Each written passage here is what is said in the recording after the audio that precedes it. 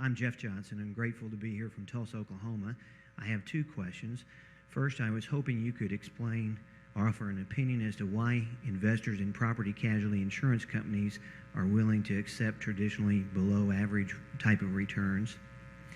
Second question relates to an answer you gave me yesterday, that being that intuition or gut feeling has nothing to do in making investment decisions.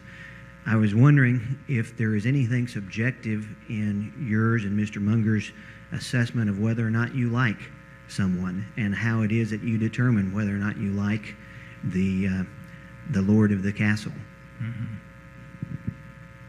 Well, I don't know, Charlie, do you want to answer that second part? Well, we spoke about agency costs, and there are two different kinds of agency costs. One, the guy favors himself at the expense of the shareholders, and the other is he does foolish things where he's not trying to favor himself, he just is foolish by nature. Either way, it's very costly to you as the shareholder. So you have to judge those two aspects of human character, and they're terribly important. And on the other hand, there are some good businesses so good that they'll easily stand a lot of folly in the managerial suite.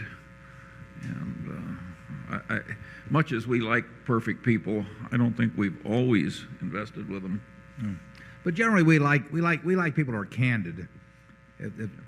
We can usually tell when somebody's dancing around something, or when the reports are essentially a little dishonest or biased or something. And it's just a lot easier to operate with people that are candid. And we like people that are smart. You know, that I don't mean geniuses, but and we like people who are focused on the business. It's not real complicated, but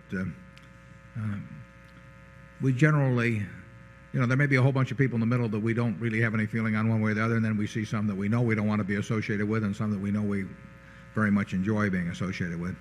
Averaged out, we've been very fortunate. Very lucky. And your other question, you said, why is it that these investors accept below average results? Well, in the nature of things, approximately half the investors are going to get below average results. Mm-hmm. They didn't exactly accept it in advance, it's just the way it turned out. And the money tends to be fairly captive once it's in a company. I mean, it takes a lot.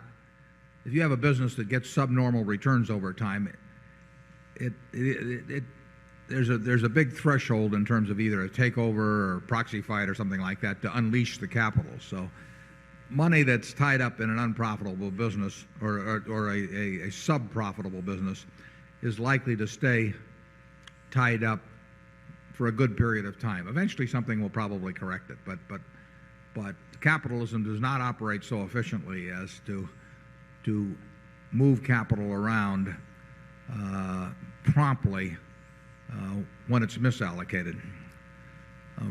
We are in a better position to do that when Berkshire owns a company, and obviously we're in no position to do it because it involves something we don't want to do if we own it through some other enterprise. We just sell to somebody else who takes our chair at the table, in effect.